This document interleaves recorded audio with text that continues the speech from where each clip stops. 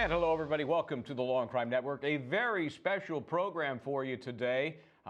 This is going to be interesting. I think you're going to find over the next hour that when we look at what we call the most surprising verdicts of the year, you're going to be surprised. We're going to look at things from the shocking not guilties to verdicts that surprised even the most intelligent of legal minds. And we're going to take you across the country. We're going to recap the verdicts that made our jaws drop. Can you guess what's on this year's list? Oh, wait a minute. This is not a competition. This is not a countdown, please. No wagering. I will be joined by Law and Crime's Terry Austin and Brian Buckmeyer. They're here to help break down everything with me. So let's just jump right in, shall we? The first case we're going to talk about is from Ohio. This is the trial of Matthew Moore. As you'll recall, Moore was charged with murder in the death of his wife, Emily Noble. Investigators believe that Moore not just killed his wife, but then staged her death to look like a suicide. So, first off, let's take a look at some of the closing arguments, and then we'll listen to that surprising verdict. We'll talk on the other side. Here we go. It's not just staging the scene in the woods. I'd submit to you the evidence shows he was staging the scene the whole time. What do I mean? The defense version of events is that his wife, sometime after 1:30 in the morning, because that's when he saw her when he went to the other room, had to get up and go hang herself. Now, what do you need first? You need an opportunity for your wife to get up and leave the house without you knowing about it. Right? If you're awake, she couldn't have left without you knowing. So what's he say? Well, I went to sleep in the other room.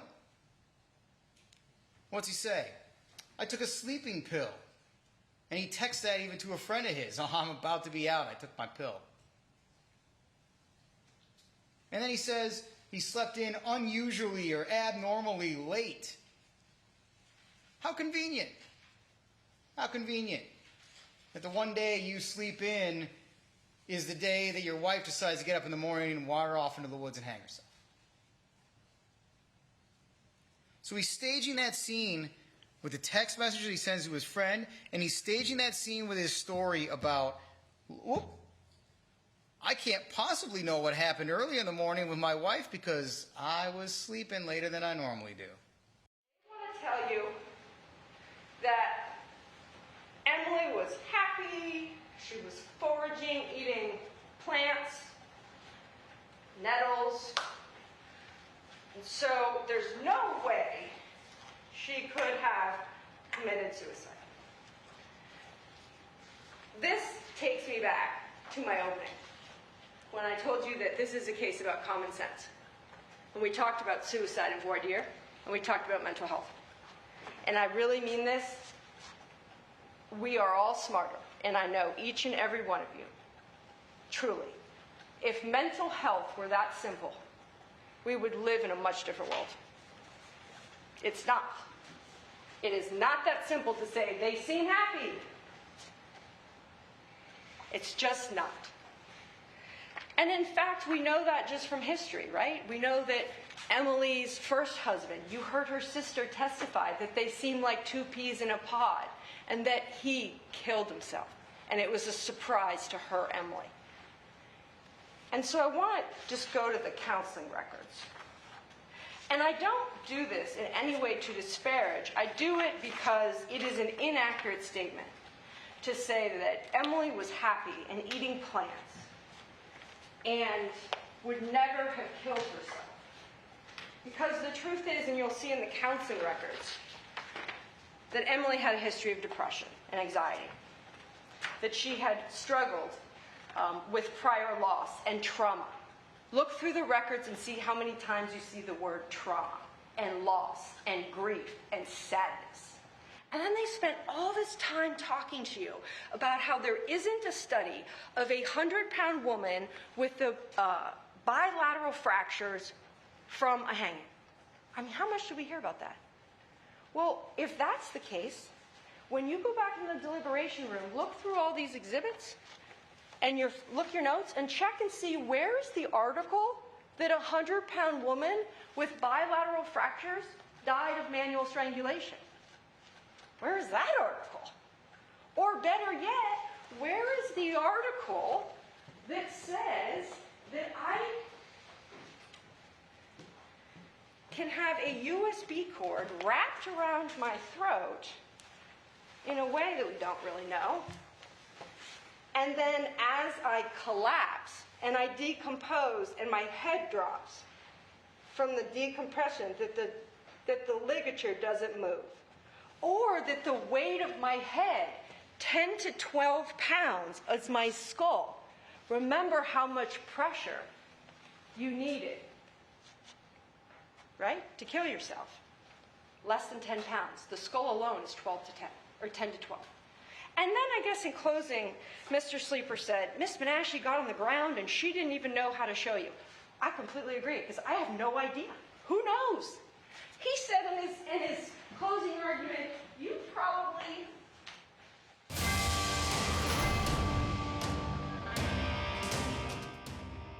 Verdicts. Verdict on count 1. We, the jury, being duly impaneled and sworn, find the defendant Matthew L. Moore not guilty of murder as he stands charged in count 1 of the indictment dated the 26th of August, 2022, signed by all 12 members of the panel. Wow, that was a verdict we all understood. Sometimes verdicts get a little tricky. That one was pretty clear. Not guilty. Less than 3 hours, the jury came back with that decision in that case. And this is one of these cases when I went home, I remember saying, yeah, I learned something new in school today. Incomplete hanging. I had no idea what that meant. And now we know, as you saw Diane Menashe just sort of demonstrate, you kind of lean into the cord, rope, whatever, and that's how it's sort of supposed to work. Okay, so let's talk about this case. Terry Austin is here, Brian Buckmeyer here. Guys, it was surprising. I think we can't underestimate the power of Diane Menashe, but Brian, give me your take. What was the difference maker in this case? This case, for me, comes down to just the standard, beyond a reasonable doubt. I think a lot of people could have connected the dots and say, yes, this is why he's guilty. Yes, maybe this is why he's guilty. But the defense, for me, had one strong theory. And when they demonstrated how this could have happened as a suicide, based on the weight of the head, the weight of how much pressure you need on the neck, it was almost kind of like their OJ moment, but instead of a glove, they had the wire wrapped around her neck. And so I think that really pieced it together for the jury to say, you know what? Maybe he did it, maybe he didn't, but the prosecution didn't prove their case beyond a reasonable doubt. Yeah, Terry, there were so many odd things happening in this case. What's your take? What was it that made it most surprising for you? Well, you know, I've got to say, when it started out, I definitely thought that he was guilty. I mean, who goes out and commits suicide? Even if she had been depressed, they had a child who committed suicide, so that was something that was very sensitive to her. But I do think that the defense did a great job. If any of us ever had to have a defense attorney, she is the one that you want to have defending you. And ultimately, I do think that that jury said, look, it's possible she could have killed herself, and the prosecution did not prove it beyond a reasonable doubt. And at the end of the day, you saw the way he took that verdict. That means something to me too, Michael. What it means is he really felt that. And for me, it looked like he was definitely innocent. Yeah, I don't know. Maybe sometimes you feel that relief because, hey, I'm not going to prison. So I may have done it and got away with it. You know, I guess there's many reasons you could show the relief in your face that the defendant did in this case. What do you think, Brian? Or maybe he's like, finally, the justice system has shown that I'm not guilty of this. I've been trapped in this for how many years, and now I'm proven innocent. Could be that as well. Sound like a defense attorney to me. Okay, so I've been called many things. Suck up, not one of them. But I did have a chance to speak to Ms. Menashe, and she's good. She's just very good. So let's listen to how she talks about the importance of her closing in this case and how she did what she did better than a lot of folks can do. She connected with the jurors in this case. I think it's sort of how I feel with jurors in cases that are of somewhat duration, is that, you know, I kind of come out of the gate and everyone's come to know that I'm a little dramatic, and I'm not dramatic just to be dramatic. I have a purpose to it. And I really did feel as the days progressed that the jurors were really interested. When I stood up, they leaned in, the note-taking increased. And I also felt like their questions were really you know, responsive to the points that I was making, which indicated that there was a real connection there. I have to say that when I walked in the jury room, you know, some of them clapped. There was obviously even more of a connection than I could realize and appreciate. So I'm very grateful for them as a group. That's a feeling we should all have, walking into the jury room and they clap for you. I've not had that experience. Brian, what do you think? Again, we can't underestimate Diane's impact on this case, but she had some pretty good facts as well. Absolutely. But sometimes you have the facts, sometimes you don't. But to her point, I think she had the jury. I think she picked the right jury, and throughout the case, you saw her credibility grow in the sense of the prosecution would say, this has to be it. And very reasonably and understandably, she'd come in like, yeah, but maybe this and maybe that. And what I think happened, even though we can't see the jury from her description, the jury learned to trust one side over the other, and that's probably why we got the type of verdict we did and why she's got that standing ovation. So, you know, Terry, that sounds like a popularity contest to me. You know, we talk so often about the likability of witnesses, the likability of defendants, likability of the attorney. It didn't hurt her here. You know, you hit the nail on the head here. I think that jury has to like everybody. So if they don't like the defendant, that's a problem. But I do think that they care about the attorney. Are you telling me the truth? And that is one of the things she has going for her. They trust her. She's not going to lie. And if she's not lying, then surely her client is not lying. And I think she told her story, she stuck to that story, and she convinced that jury that this is a good man. He would never kill his wife. He's been through so much trauma. Why would he ever do that? And at the end of the day, I think that that jury liked everything on that defense team. So you gotta be careful. And I think, Brian, what was challenging to me was there was such absurdity in some of the fact patterns here. They had the son that had a similar suicide. That just seemed too convenient to me. The cops screwed up. It took them 4 months to find the body, and it's nearby. So that did not help the prosecution in this case. What I always say is sometimes coincidence is like a full circle. Yes, I agree. Some of these things are too coincidental, but sometimes it comes full circle and says, well, they're so coincidental because this must be what it is. Mental health and suicide must be a part of this family in a way that even the mother, unfortunately, couldn't get away from it. So, yeah, a lot of things line up too perfectly, but maybe that's why we're here in this type of situation. Yeah, this was the other weird thing. This is 20 inches, and that's the size of the USB cord they found, allegedly, kind of draped around the victim's neck. That just seems ridiculous. Okay, that's my legal conclusion. Ridiculous. One of the surprising verdicts that we're talking about here today, I don't want you to go anywhere because coming up after the break, a riding student shot by her Olympian trainer. That's the boring part of this case. We're going to take you on the other side of this break to the amazing story that you won't want to miss. Stay where you are.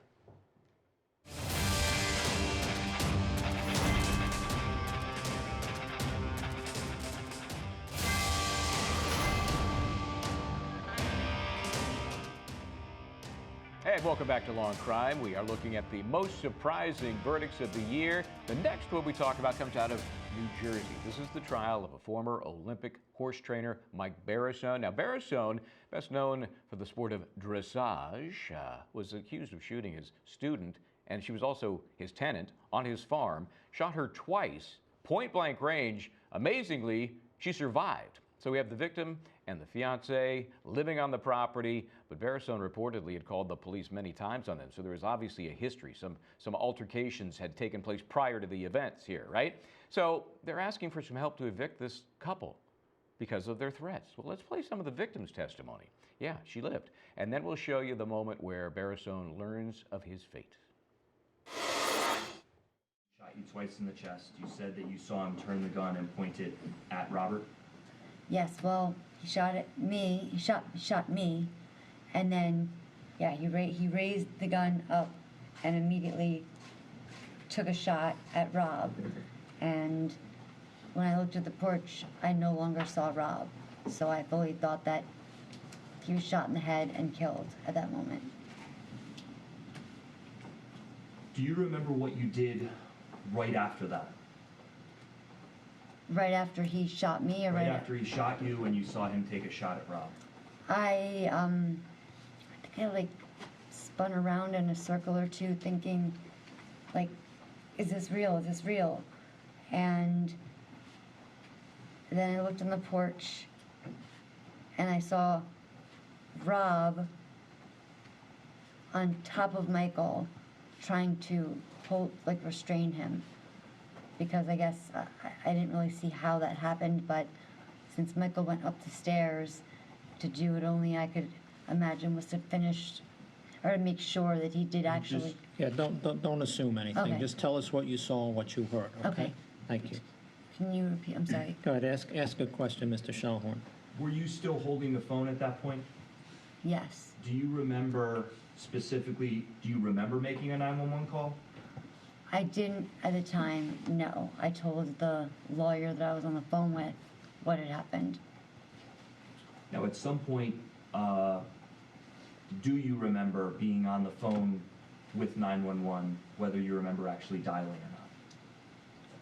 Vaguely. Do you remember what you said to the 911 operator?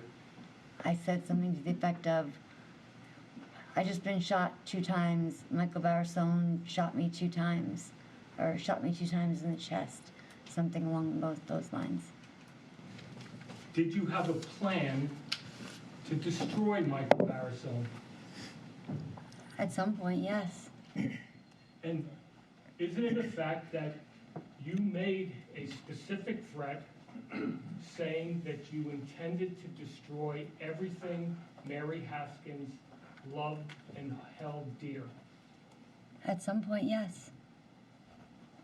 You made that statement for both Mr. Barrasone and Ms. Haskins to hear, correct? Correct. And would you agree with me that you set out on a mission to try to do that, correct? At a certain point after being bullied, correct. Is that verdict unanimous? It is. With regard to count 1, attempted murder of Lauren Canarak, what is your verdict? Not guilty by reason of insanity. With regard to count 2, attempted murder of Robert Goodwin, what is your verdict, sir? Not guilty. Really unbelievable for many reasons. Reason of insanity as a defense. It's such a loser so often, and here it worked. And she's on the phone while she's getting shot, and she's, giving a play-by-play of her own shooting. It's unbelievable. So here we have a verdict that comes as a result of the insanity defense. Oh boy, Terry Austin is here, Brian Buckmeyer. You guys, this is generally a loser of a defense. You throw it in, what the heck? The standard is so difficult, but in this case, I don't know, the jury bought it, Terry. What do you, I don't know, do you believe that that was the right decision here? Here's what won the trial for him, the fact that he was acquitted of that count. He had victims who the jury hated. I mean, if you look at her on the stand. You didn't like Miss Canarak. I did not like Oh, her, all right. and I think the jury did not like her either. And they didn't like Robert Goodwin either. Both of them were very arrogant, and you could see in their personality that they were trying to drive him crazy. And they did. They really accosted him from time to time, over and over, and I think it just got to him. And I think the jury thought, listen, I would feel the same way, and I would have a gun and I would try to defend myself if ever they approached me. So I think that was what won this case. Really bad victims who fortunately survived, but just not good people. Yeah, we talk likability all the time, Brian, but I thought maybe even they'd throw a bone to the prosecution, maybe a weapons charge, something. No. So as a defense attorney, I often tell other defense attorneys, you can win trials one of 2 ways. Either you win it yourself, some sort of amazing argument, something the prosecution never saw, or the prosecution loses the case. This, I think, is a situation where the prosecution lost the case. As you said, Michael, the insanity defense, sometimes it's a Hail Mary of a pass, sometimes it's the only pass that you have. But even as you saw Barrasone here as he took the verdict, he kind of looks like an insanity defense makes sense. And so I think what happened in the courtroom as well as what happened in the trial made sense to that charge. But I think the prosecution dropped the ball multiple times in this case and the defense just ran with it. Yeah, one thing I think they really screwed up was the attempted murder charge as to the boyfriend, because the evidence just didn't suggest that it might have been a stray shot somewhere, somehow, that happened in the midst of the struggle. But it wasn't what you would need to get to a second-degree attempted murder. And it was an overreach. Yeah, I wrote down here on my card here, overcharging, so yeah. I got you. I'm with you on that. And I think sometimes that bites you as well, because the jury might turn against you because you've thrown that in with the rest of the things that you're trying to get this person for. So again, not guilty on all counts, reason of insanity. Boy, we're continuing to cover these surprise trials and verdicts. And Terry, what's coming up next? So, you know, Michael, next we head down south to Florida for the trial of Danielle Redlick. Now, she faced second-degree murder charges for the death of her husband, Michael Redlick. He was a former faculty member at the University of Central Florida, so he was a big-time person. Now, according to the autopsy, Michael Redlick died from a stab wound to the chest before bleeding out. The jury deliberated just for 4 hours before they returned their verdict. Let's listen as Redlick took the stand in her own defense. It's very unusual. And then we'll hear the surprising verdict. How many times did you stab him? Once. After you stab him, do you take the knife with you or something else? No. What happens with the knife? I don't know. I guess it dropped. I don't know.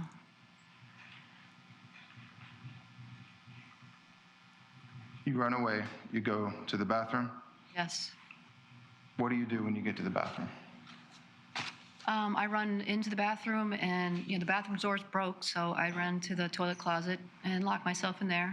I sat up against the toilet closet and was just hoping and praying he wasn't coming in there, but also thinking to myself, what am I going to do? This is crazy. I got to get out of here. Why do you go to the bathroom instead of running out the door, something else? I don't know. I guess I just always run there. It was just instinct. I don't know that I was completely thinking at that point. I thought he was coming after me. And so do you hear him at some point? Yes. When is this? Is this right after you've gone into the bathroom? Yes. What do you hear? I hear him yelling. I can't quite make out what he's saying. I heard my name, but I don't know what he's saying. Instead of taking your finger and doing three little moves, 911, you begin to perform amateur CPR on him, correct? Yes. So you stood in that home with the power to call for help, and you let your husband bleed to death on that floor. He had already bled to death. When I was doing the blowing into his mouth, I was wondering if I could recover him or something. I didn't. So which is it? And I thought there. Objection. Can she answer the question? So. Hold on. Stop. Let her finish the question. You said, Miss Redlick, I was wondering if I could recover him or something. I didn't. And Mr. Wiggins, your question was, so which one is it? That's the last question. Which one is it? Is he dead, or you think it's possible to save him? Well, if he could be recovered, something would have to be done immediately. And so, yes, I thought perhaps I should do that. So are you telling this jury that you thought it was impossible to both dial 911 and do CPR? No, it's not impossible. No. So you could have done it? Yes. And you chose not to? I dialed 911 right after that. No. In that moment, you chose not to. Right. So in these fleeting moments, you think Mr. Redlick can be saved. You choose not to save him. I wouldn't put it that way, no. We, the jury, find the defendant not guilty. So say we all sign juror badge number 283 for person. Special finding, this page was left blank. Verdict as to count 2. We, the jury, find the defendant guilty of tampering with physical evidence. Well, that was a surprise, at least to me. I mean, look, Michael, let me ask you this. I found that in the very beginning, I definitely thought she was guilty. And it's because she waited to call 911. She waited like 10 hours to do that. She was busy. She was very busy looking up dating on her app. Come on, you got to set priorities. Your husband just stabbed himself. He's fine. I mean, I can't handle much of that, but I might get a date. It just seemed, I was all over the map on this at first, and I do think she challenges the theory that you can't be unlikable to win, because she's not very likable, and she won. But you're right. That's the one thing that bugged me was the delay in doing anything about 911 and the absurdity of suggesting somebody stabbed themselves. And this wasn't like a nick, you know, with a little sharp instrument. This was plunged into the chest, like to the hilt. If that knife had a hilt, I'd have to refresh my recollection. But we're talking a deep wound. He would have bled out in 5 to 6 minutes. You can't do that yourself, Brian. Come on. Michael, I'm going to disagree with you in terms of the likability, because this is what you do. Oh, you like this woman? Okay. No, I think the prosecution made her likable, and that's because prosecutors don't do cross-examinations like us public defenders. If I am cross-examining a person who my client is saying they use self-defense against, I'm trying to antagonize them. I'm trying to push their buttons. I'm trying to get the jury to show, look, this person is violent, this person is dangerous, and that's why my client had to defend themselves. But the prosecution did the exact opposite. Here, the prosecution looks like the bad guy, and what does she do? She's not lashing out. She's not getting back at him. She starts to retreat. She gets quiet. She gets very careful with her words. And I think by the end of the cross-examination, you're thinking, this woman is the aggressive, that's stabby because person she's you a think? cold, calculated killer. That's why she No was one's able that- to no one's back that off good. and just kind of. For her, this is a day in the park. Michael, is that a reasonable doubt, though? I'm not disputing the jury's findings. I'm just saying, to me, it makes it more surprising they got there. You know what, Brian, let me ask you this. How is it that that jury liked her? Because to your point, I definitely think that she withdrew and she started thinking about her words, and sometimes that makes you look like you're calculated. But instead, everyone liked her. The viewers liked her. I was reading the comments. Everyone liked her. What was it about her? I think it was partly the way the prosecutor handled her, so to speak, not as a person, but as a witness on the stand, but also the dirt they were able to bring up on her husband. She became a victim herself. She strongly appeared to be a victim of domestic violence, and I think it got to the point where the jury was like, you know what? We give you a stab. We'll give you a stab when it comes to this guy treating you like this way for this long, and I think she gained sympathy on the stand, but also in her story. Yeah, but I think that makes her, less believable. Because if that's true, if she feared for her life and therefore she needed to stab him, why don't you just come clean about that? Just say that's what happened, not this ridiculous because of all he of the stabbed himself hundreds story. of dozens of people who get released 20 years later and have said they were innocent. I mean, the theory that people who are innocent just say they're innocent automatically, if that was the truth, we wouldn't have the Innocence Project. People don't believe in the system. You know what? All in all, I think she definitely got away with murder, but I think the sad part is that her family is just all apart. Anyway, stay with us. Coming up after the break, we are looking at a retired Tampa police captain. He faces a trial for shooting a man to death after an argument outside a movie theater. More surprising verdicts and legal analysis heading your way after the break.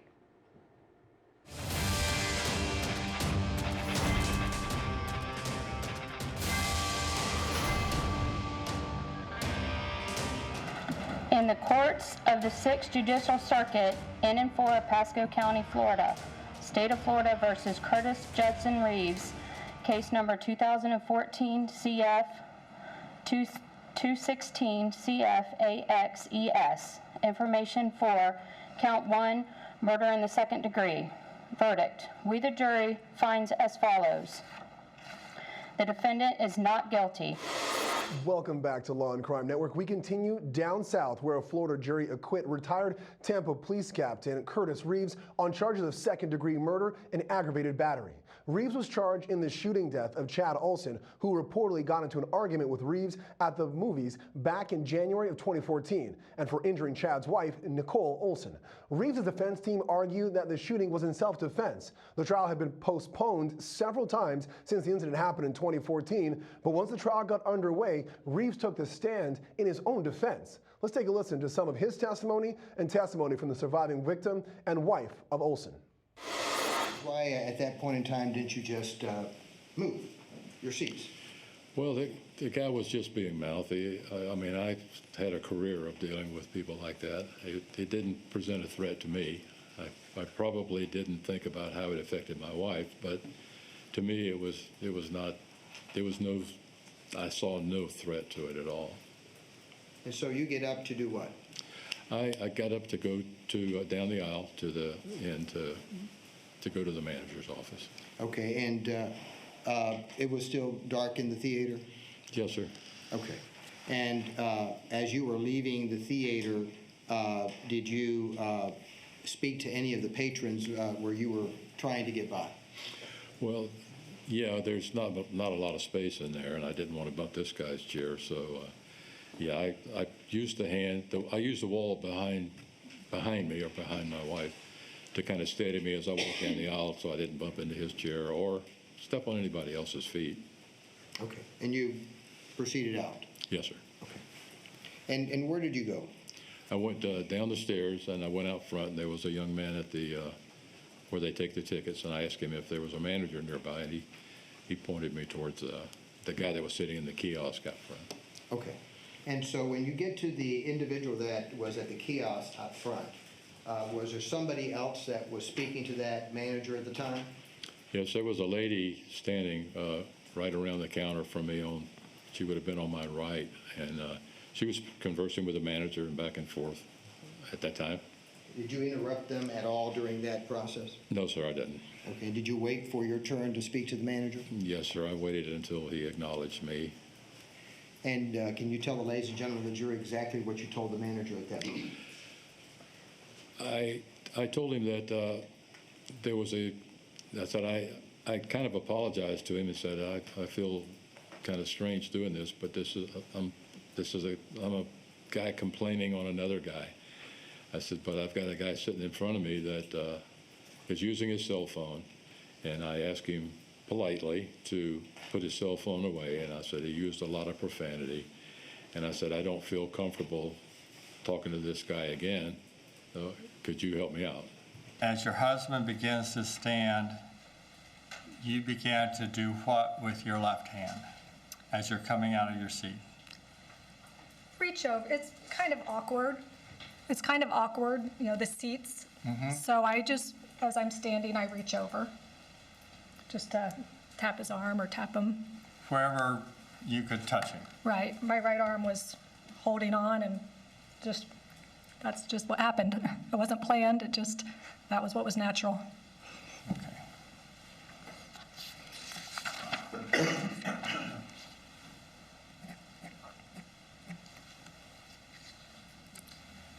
As you're standing up, I want to know where your focus was. You get up. When you get up, are you turning your body looking one way, turning it looking the other way, or turning looking up at the screen? I'm trying to, when you get up. Right. Straightforward, facing the screen. Yeah. Can you see your husband peripherally where he is? Yes. Okay.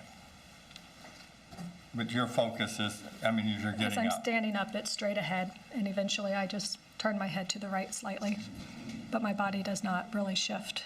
As you are standing up and your arm starts to move over, do you feel a sensation in your hand? Yes. Describe that sensation. It felt like my hand was on fire. Just fire. It felt like my hand was blown off. All right, so let's talk about this case a little, because this was one of the cases that I truly thought he's going to be found guilty. So I'm really curious to bring in Terry and Michael in here. And the reason why is I do it mathematically, okay? First, they lost the stand your ground hearing, so your biggest defense is out. Then, as you first heard it, this was over popcorn. Of course, he's a service person, he's an officer, but the victim is also a U.S. Navy, so any benefit of the doubt kind of cancels out. I didn't see this going the way that it did. I was surprised up until the verdict. Terry, starting with you, what did you think, and what am I missing here? Well, I think the jury still felt like there was self-defense here. And so even though the stand your ground wasn't a part of the ultimate decision, I think the jury thought that he was being attacked and he had to defend himself. And yes, he's a police officer. They had a lot of respect for him.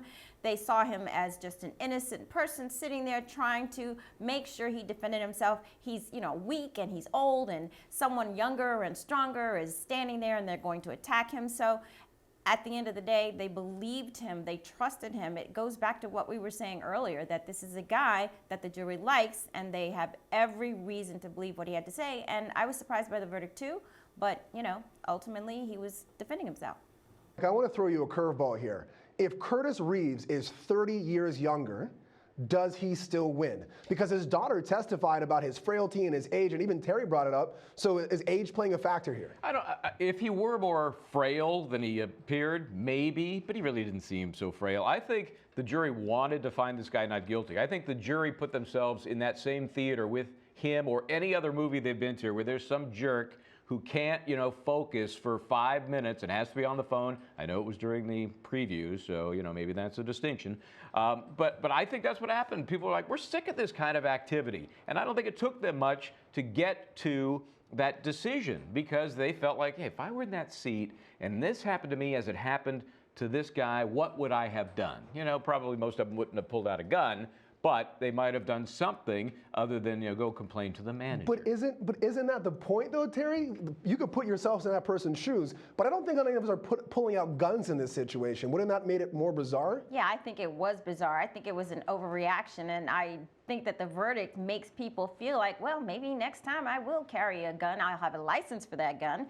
And maybe next time someone gets too close to me, then I will pull it out and say I was afraid that I was going to be attacked. And I feel like it was way too much for what could have been just a punch. And I don't even know that they even proved that there was going to be a punch. And so I think it was an overreaction. I would have liked to have seen a little more evidence of the aggressor's size and motion, because then you can feel like perhaps the defendant felt here, truly threatened. The popcorn was kind of a weird thing. I mean, it was more the motion than it was the popcorn. I know you can put an eye out with one of those kernels, but I think it was more about that, that aggressive motion, and I wanted to see more of that. Yeah, I think it depends on how much butter is on the popcorn. The more butter, the more dangerous, the less. That's not real butter, Ryan. Don't fall for that. It's butter flavoring. Absolutely. All right, well, stay with us. The most surprising verdict is heading your way after the break, and you don't want to miss it. We'll be right back.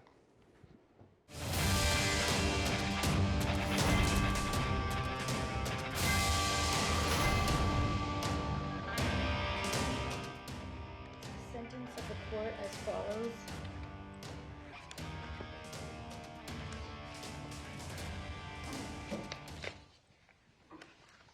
Count 1 of the indictment, the murder in the first degree of Luke Hoyer. The court imposes a sentence of life in prison without the possibility of parole. So really this was 17 surprising verdicts wrapped into one. This is our final most surprising verdict for the show here. We're back in the state of Florida for the penalty phase trial of confessed Parkland shooter Nicholas Cruz. Now, as you just heard, he was able to avoid the death penalty in the first of those 17 cases, and he is going to spend the rest of his life behind bars. Cruz confessed to the killing of 17 people. This was way back in 2018. You remember that Valentine's Day at Marjorie Stoneman Douglas High School. The penalty phase, remember, he admitted the guilt, so this was all about the penalty phase, and it had very emotional testimony. The crowd in the gallery, emotions were running high as loved ones of the Parkland shooting victims came face to face with Cruz. And they weren't the only ones that had the emotions running high, because this trial had very heated moments between the judge and defense counsel. So let's take a listen back as the parties were arguing their concerns to Judge Elizabeth Shearer. They're talking about the victim impact statements being read aloud by family members. Defense counsel is claiming that the impact statements were really targeted toward their respective families. Let's listen. We have a very high tolerance for murder. God knows what you're showing your kids on television.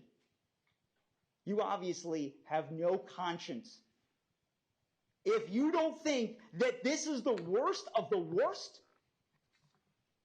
how could you sit there listening to what he did and say this is not the worst of the worst?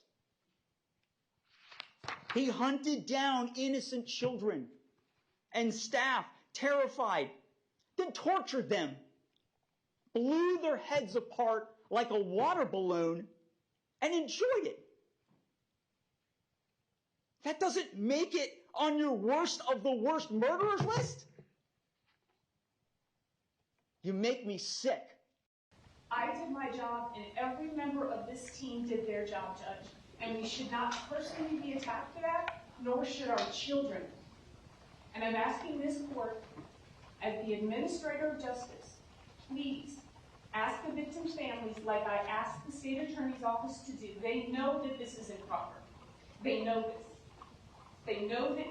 attacking defense counsel, attacking the judicial system, and attacking the jurors is not permissible. And it sends a message to this community that if you sit as a juror and the verdict you're not in agreement with, that you will be chastised and you will be degraded. Our system of justice is designed the way that it was administered in this courtroom. If he would have gotten death, we would not have said one single word about that, and we would have respected the jury's verdict. This is our system of government, Judge, and Your Honor should be maintaining the decorum in this courtroom to prevent these families from attacking our children and from attacking us personally when we were appointed on this case. Okay, your objection is noted.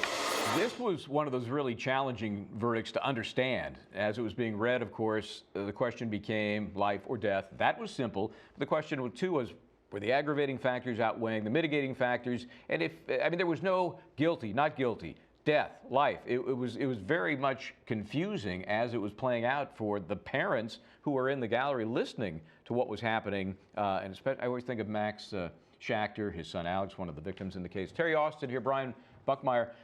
So, by the time we got to the verdict, man, I was drained. Terry, I was surprised, and yet so much had gone on, I wasn't really sure what to make of it. How could this not be a death penalty case if there is one? Well, I think that's exactly right. I mean, if this is not a death penalty case, then what is? Most states really, even if they have the death penalty, you don't see it happening.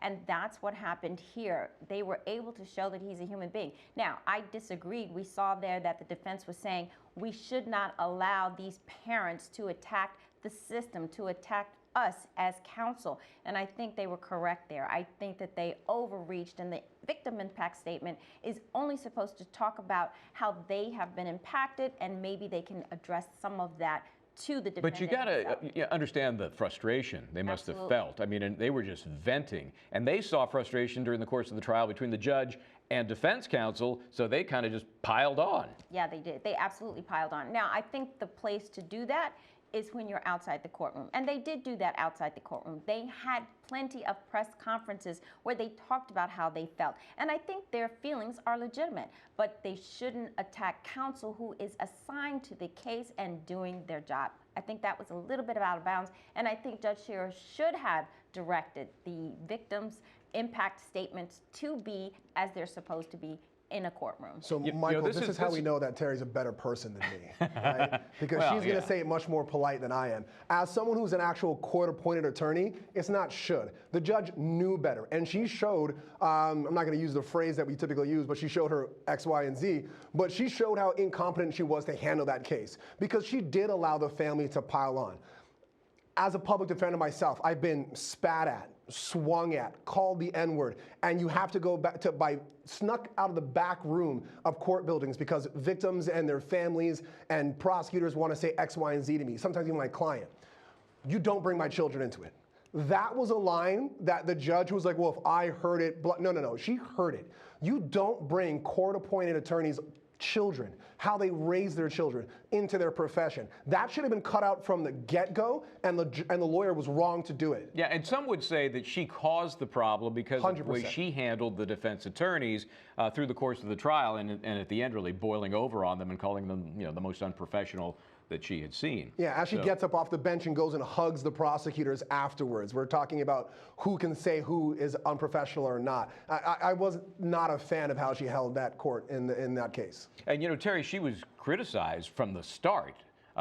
Basically people saying she's not ready for this. Can you imagine if this had been a guilt phase and then the penalty phase, which sort of looked like the guilt phase at times. So Terry, can you imagine what it would have been like if she had to handle that? Yeah, well, I mean, I do think that there were many points in the trial where she showed she didn't know what she was doing. She basically let the prosecution lead her. There were several times during that trial where she said, well, what's your thought on that? And my thinking was she didn't have her own thought about that. And clearly her bias was showing the entire time. And one of the things that a judge is supposed to do is be impartial. In fact, there's a jury charge that says, look, even if it seems as though I'm being partial here, don't take that into consideration. But I think they did take that into consideration. No doubt. And I mean, I think to save his life was a miracle, Brian. And for those of you with the defense job, it's a tough gig, man. Yeah, that made no sense to me. Like you said earlier, if there was a death penalty case, and I'm not the biggest supporter of it, I would have thought it would have applied here. This is, to date, the largest mass shooting case in this country. I thought he would have been put to death, but especially in Florida, that was surprising. Yeah, and so now the standard hasn't been set for Florida, because if you can't put this guy to death, boy, it's a tough one. Hey, Terry Austin, Brian Buckmeyer, thanks, guys, for helping us look at the country's most surprising verdicts for the year. I'm Michael Bryant. We'll see you next time right here on Law and Crime.